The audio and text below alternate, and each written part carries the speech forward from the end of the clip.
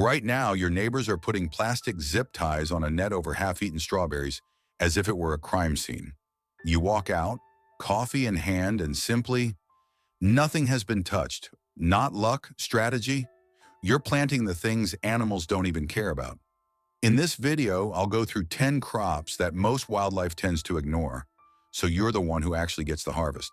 And you need to stay until the end for crop number 1, because it's delicious, incredibly versatile, and it multiplies so fast that you'll have more than you'll know what to do with. And in my experience, animals usually leave it alone. Also, check the description. I added recipes for some of the stranger crops because some of these are incredible, but people simply don't know how to cook them. Let's make your garden the place where wildlife window shops and keeps walking. Leeks are one of the most underrated and low-stress crops you can grow. They're basically elegant onions, and that onion smell does most of the protection work for you. Under normal conditions, deer rarely bother leeks, and even rabbits usually ignore them. It's not a magic force field. If animals are desperate, anything can be tasted. But compared to sweet leafy greens, leeks are often left alone. They handle cold like champions. You can leave them in the ground late into the season, and in many gardens, they even overwinter with a bit of mulch or cover. In the kitchen, leeks are basically a cheat code. Yes, potato leek soup is the obvious one everyone knows. But beyond that, there are so many underrated, almost unknown ways to cook leeks, it's not even funny. That's why I put 2 recipe links in the description. And I'm telling you, some of these are out of this world. They will blow your mind. Take 2 minutes and go check them out. If you want those long, creamy white stems, here's the trick. Plant them close enough. Set them deep in hill soil around the stems as they grow. That blanching is what makes them delicate and tender. A quick reality check though. Leeks are not pest-proof. Keep an eye out for the allium leaf miner and the leek moth depending on your region. They can absolutely show up. But overall, if you want a crop that stores well, laughs at the cold, and is usually ignored by grazers, leeks are a smart choice. Carrots are one of those silent winners of the garden. They're not invincible. Rabbits, deer, and even groundhogs can mow down the greens if they're hungry. But compared to many leafy crops, carrots often take less damage, especially if you protect the bed early on. Here's the strategy. Sow the seeds a bit thick, then thin aggressively so the roots have space to grow. Leave them in the ground until cool weather. That's when carrots become sweeter.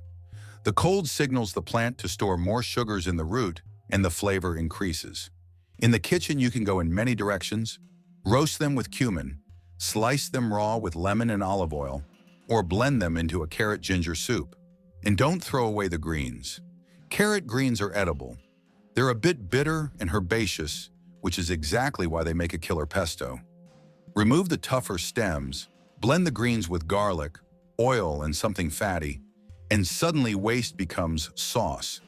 Now, to store carrots through the whole winter here in Canada, I store mine for over 5 months by doing this. I cut the greens, leave the roots unwashed, and put them in a crate or bucket with soil straight from the garden. Some people also use damp sand or peat. Same idea. Then I layer it like a lasagna. Soil, carrots, so the carrots don't touch each other. I put the lid on without sealing it completely, or make a couple of small air holes and place it in a cool, dark spot, ideally just above freezing. Every now and then I check and remove the soft ones. That cool and slightly humid setup is what keeps them crisp for 3 to 5 months, and honestly, sometimes even longer. Did you know that sweet potatoes have a level 2 storage trick that most gardeners never use? Yes, you can cure them properly in a warm and humid environment for about a week, and this helps them store much longer and become sweeter. Here's a really smart move. You can slice sweet potatoes thinly, dehydrate them into chips until they're completely dry and snap, and then grind them into a flour or powder. Once it's completely dry and stored airtight in a cool, dark place, you've basically turned a perishable root into pantry calories that can last about 1 or 2 years, sometimes even longer, depending on how perfectly dry and sealed it is. And sweet potato flour isn't just prepper food, it's actually incredibly good. I make fluffy pancakes, muffins, and even cookies with it, like things that don't taste like emergency rations at all. That's why I put a couple of recipe links in the description. Take a minute to look at them because once you see what people are doing with this flower, it will blow your mind. Onions, they stink in a good way. Anything with a nose avoids sulfur. Plant sets for speed or start from seed for variety.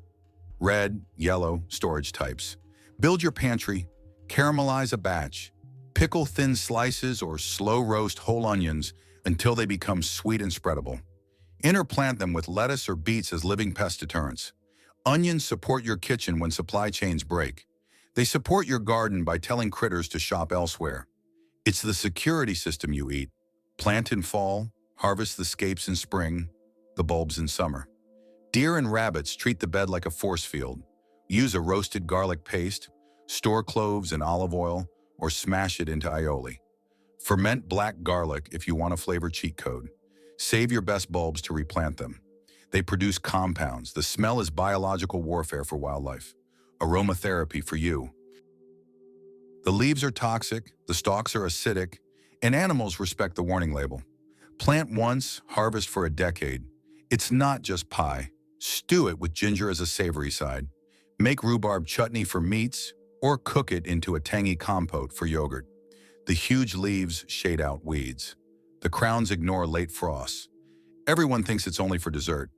That's why it survives untouched. Winter squash are one of the best low-stress calorie crops you can grow. The vines are rough, the leaves are hairy, and once the fruit hardens, it's basically a little food safe. Animals usually prefer tender, sweet vegetables to that. But if deer pressure is high, they will still graze. So think of them as lower on the menu, not immune. And here's the big trick: airflow. Zucchini and spaghetti squash create a jungle of giant leaves that trap moisture and shade the soil, which invites powdery mildew and insect problems. So I prune the canopy aggressively but intelligently. I remove the leaves that touch the ground, anything that crowds the center, and any older or mildewed leaf until you can literally see daylight through the plant and the soil can dry after watering. Just don't strip it completely. Leave enough top leaves to keep the plant feeding the fruit and to prevent sun scald. Harvest when the skin is fully hard, cure it in a warm, dry place, then store it cool with airflow and you have storable calories for months. Mammals hate capsaicin. Birds don't perceive it, but they're chasing seeds and berries, not your jalapenos. Plant a gradient of heat from mild Fresno to habanero to cover salsa, pickles, and hot sauce. Smoke them and dry them into chili flakes. Ferment them into sauce or roast them for tacos. The plants themselves create a perimeter effect. One smell of a crushed leaf and most mammals reconsider their life choices. You harvest. They don't. Rosemary, thyme, sage, oregano. The aromatic oils tell deer and rabbits to try the neighbor's salad bar. Plant them on the edges as living fences. Roast chicken with thyme and lemon. Crisp sage and brown butter for pasta. Work rosemary into focaccia. And finish soups with oregano oil. Many are evergreen or perennial in warmer zones. They look ornamental, but they function as deterrents. Jerusalem artichokes, also called sunchokes. Plant once, harvest forever. The tubers are underground. The plants grow tall and dense, and animals leave them completely alone. They're vigorous to the point of being invasive, which means zero maintenance and guaranteed yield. Roast them like potatoes, slice them thin for gratin, puree them for soup, or slice them raw into salads for a nutty crunch. The texture is creamy when cooked, crisp when raw. They store in the ground all winter, so harvest as needed. No care, no special storage, no pest pressure. Plant a few tubers in spring, and in fall, you're digging up kilos of food that multiplied on its own. Deer walk right past them. Rabbits ignore them. You eat all year. This is the ultimate animal-proof crop. Plant alliums as borders around your fragile crops. Weave herbs between your fruit plants. Put hot peppers on the perimeter where smell and sightline matter. You're designing a space that animals avoid. That's all for today. Don't forget to check the recipes in the description. If this video gave you even one new line of defense, hit that subscribe button. Take care, and I'll see you in the next one.